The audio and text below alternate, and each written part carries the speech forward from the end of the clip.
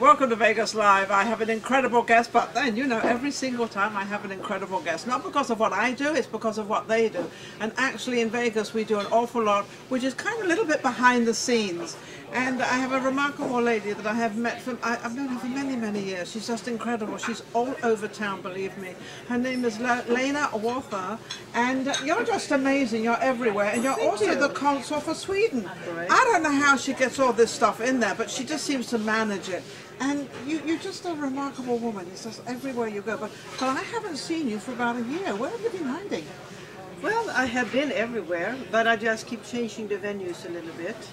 And you can't do the same thing all over. No. You have to keep changing and renewing yourself, coming up with new things. And then meeting new people exactly. and everything. It's very important. And it's very difficult because Vegas really, as big as Vegas may seem, it's not really that big. No, you know, it's a small town. It's a small town, but at the same time you've got to try to reach everybody. And I've noticed that a lot of venues I go to, I see the same people all the time. So that's the problem. Yes, and that is the problem. I'm thinking I'm seeing the same people, but not that I don't want to see them, they're fabulous. But when you're doing business and you're doing stuff. And now you have this project, which is for the children. Yes, it's the trafficking. The trafficking. We have a large trafficking problem in Vegas. Yes, we do. It's the mecca of the places, all cities in the U.S. It's bad all over the U.S., but Las Vegas seems to be the central point. You can hide everything in the glitz, under the glitz. Yes, under the glitz, you can hide it all. And also, you know, you've got a lot of young people coming here, which are probably 15, 16 years old, that run away from home, and they come from a little tiny, you know, town in sort of, you know, the United States, and they kind of get lost here because they really don't know what to do, and then they get caught up in this problem. Yeah, totally. And you know, if they're runaways, they normally come in with a bus. Yes. There's no place to go. Guess who's lined up at the bus station? Picking them up right there. Hi, sweetheart, do you have a place to go? And they will say no, and come with me, I'll take care of you. Yeah, that's the end of it. And is that popular here? Is that's a place? So you're talking, and then these are all young men. They're probably what, about 23, 24, you know, because the girls see them. I think, oh, nice, like, oh, I've already met a guy, you know, I haven't even got off the bus yet, and there's a guy. Yeah. And so they plant themselves in these different places to pick these girls up. This is the classic scenario for runaways. Okay. The girls, let me remind you that the average age of a trafficked girl is 12. Used to be 14, is 12. It's a bit young. It's a little bit young. And many reasons for that. The best pickup place for the serious pimps, the most successful pimps, the real good looking pimps, is either at schools or at the mall. And I tell parents, please don't send your girls in a cluster to the mall on weekends without being there yourself. It doesn't mean you have to be right where they are, but you have to be within texting distance so you can reach them within 5 minutes or so. That's what's important. Most important. Yeah. And then also the pimps know to go to the mall. Oh, they know to go to the bus stations. They know where to find all these young little girls. And you know, when you're young and innocent, you truly are young and innocent, and you don't believe that that would ever happen to you. And I do believe that parents out there also don't believe it would happen to their daughter, because I have trained my daughter, I have taken care of my daughter, but once that little girl leaves the house, she's kind of, you know, she wants to be independent, and she's all sort of, you know. Most pimps are good looking guys, very sweet in the beginning, and they will shower you with gifts, and they will take you out, and then when you have fallen in love, that's when they catch you. Yeah. And then they start what? They start with the drugs? Start with the drugs and the beating. What do you mean beating? They beat them. And now I see, this is all new to me. I didn't know they beat them as well. Yes. They beat them, and sometimes they... What is the reasoning for beating them? Or control? Control. Total control. Control. And a lot of times they will tattoo them, so they branded them as their girls. An average pimp normally has 10 girls because they make $200,000 average a year on one girl. $2 million on 10. Tax-free cash. It's a $32 billion business a year.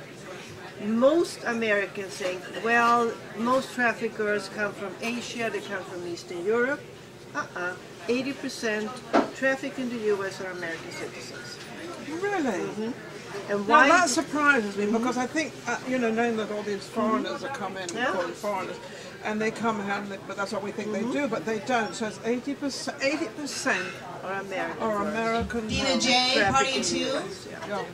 That's absolutely amazing. I mean, it's like, it's something you cannot comprehend. No, no, you can't, and people are shocked to hear it because everybody keeps thinking, well, at least it doesn't happen to our girls. Yes, it does. Okay, on that, then we're going to go back a little bit. Is why did you start this and why did you get it? And I know you're a consul. You obviously help your own country, Sweden, and you try to get business from there to here and here to there and all Yeah. this stuff. So do you have the same problem, the runaways, and the same problem in Sweden? No. The reason why I got into this, I really was clueless 10 years ago what was going on here. I didn't look for it. I had 2 Swedish citizens and one had a baby, 4-month-old baby with a pimp. And I had to get them out of the country very quickly.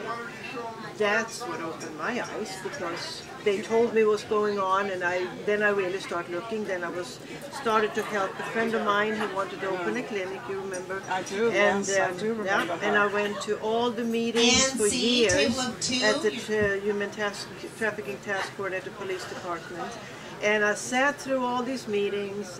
And you know, and after a few years I realized nothing is happening. No one is doing anything.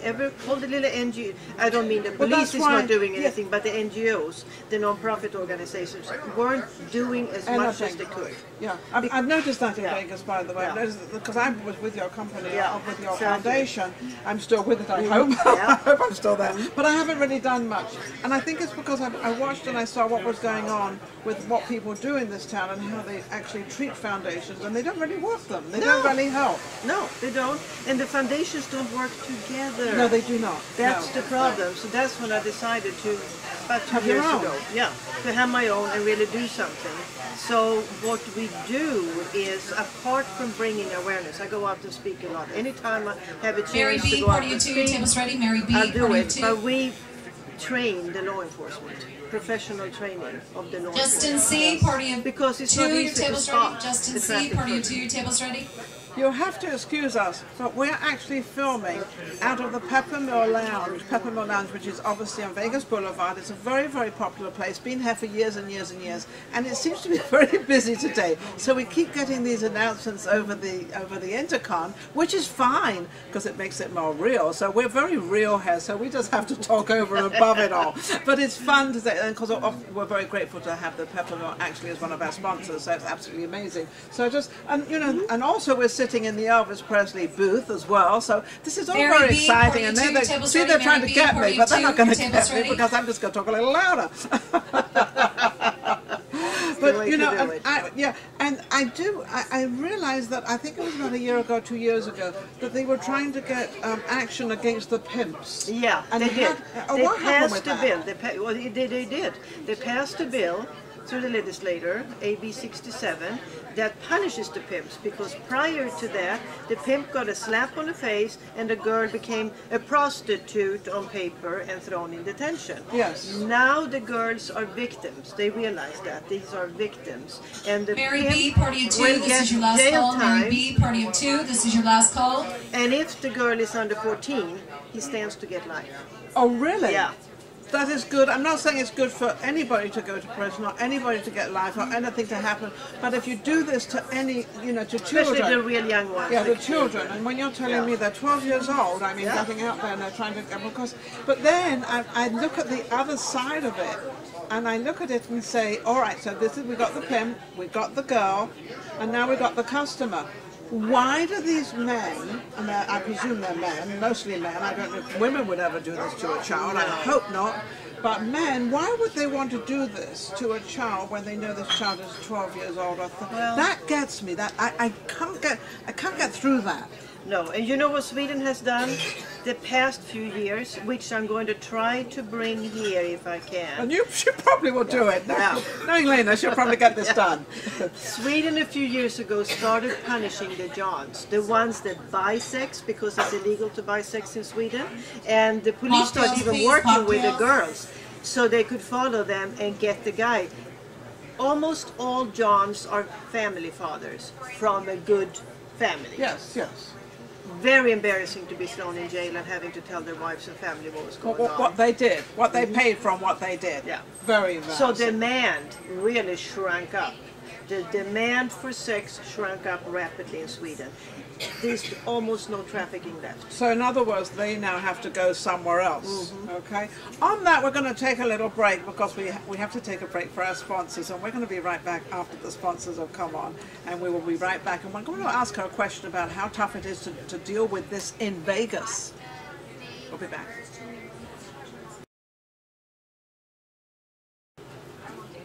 Welcome back to Vegas Live, and of course I have Lena with me, and she has this incredible thing, Runaway Kids in Vegas. This is and the trafficking and what's going on, and it's not only in Vegas, it's all over the world actually, but it's very prominent in the United States of America, and it's a little bit hard here.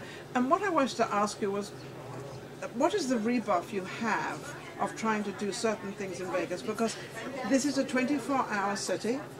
This has the gambling, it has everything here that is actually what Vegas is. And then of course they have the trafficking. Yeah. Do you have a bad response or a helping response? Or? No, it's difficult. People come here thinking everything is legal. That's the best, the most misconception ever. I think a lot of things is much stricter here than elsewhere. Being the consul, I go down to the detention a lot of times, to detention centers, and talk to my citizens who have done something that they never suspected would end up there for. Yeah. So you have to explain to them exactly. So you have to work through all that. Yeah. I understand it. Yeah. Now we've got this. Now this is a fair coming up on April the 5th. Yes. This is a feature film. Can we hold it up? Yes, we can. It's called The Track. It's a feature film. We're going to do a private screening on this film. My foundation is going to be the beneficiary. It can't be shown anywhere else because it's going to be shown, sold to film festivals, to distributors. So this is just for you to show it as a private. Yeah, so it's going to be shown at Brandon Theatres at the Palms on the 5th at 6:30.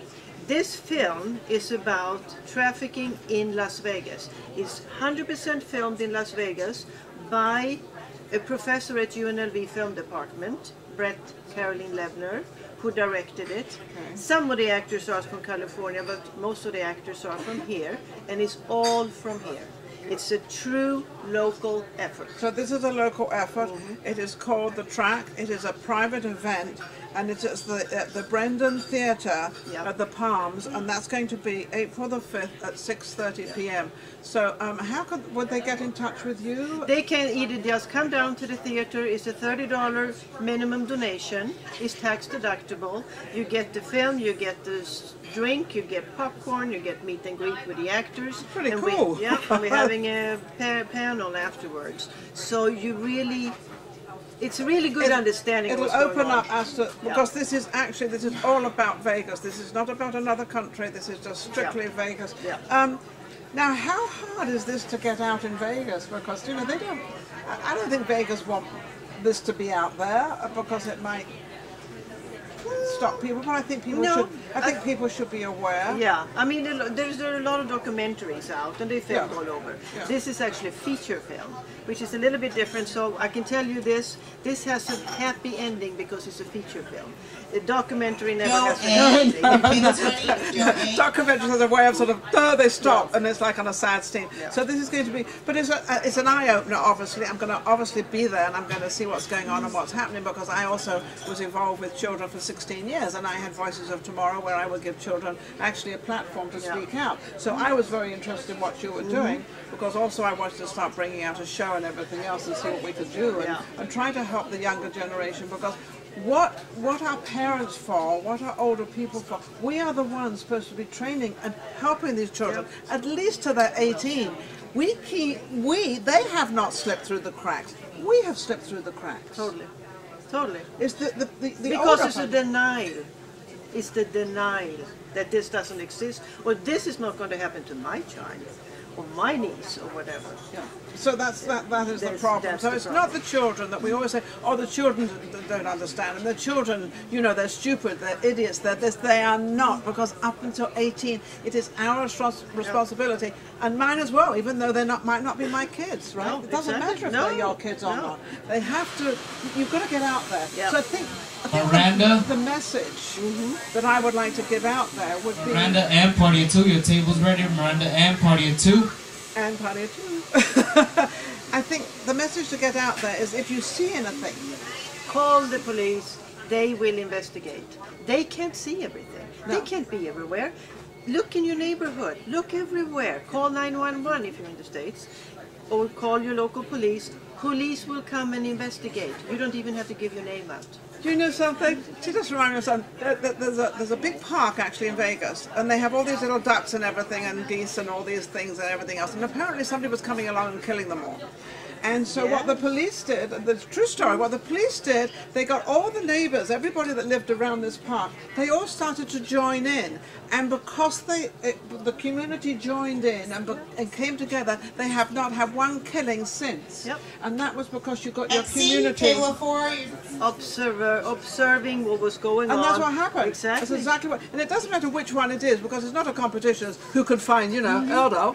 It's actually trying to find out, and not one of these geese, and I think they were ducks, and all these little helpless animals, they got saved. So if they can do that. If they can do that, if you can be observant, what goes on, if you're a teacher, what goes on at school with your students, if you're a homeowner and you live in a neighborhood suspecting something is going on in that house, call the police. Yeah, absolutely. Don't try to investigate yourself. Call the police. And also, if your child happens to have money, that you all of a sudden they've got like money, little things they're buying, or they're coming home and they've got little gifts and little things, you need to know where they came from, because there is no child under 18 that has a lot of money. And I think that's one of the biggest secrets, where you can find out whether your kid is dealing in drugs or what's going on with Carmela, them. table or if they 3. say, oh, my boyfriend is buying me all this nice clothes, or whatever. Yeah. Be very, very So when you see that, you might think, oh, isn't that great? That's wonderful. My kid's working. My kid's doing this. And it's not so.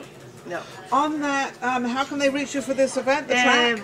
Go to the website www.awarenessisprevention.com or the Facebook page. Oh, the Facebook. Yeah. Okay, wonderful. On that, we're going to close out. We'll be right back.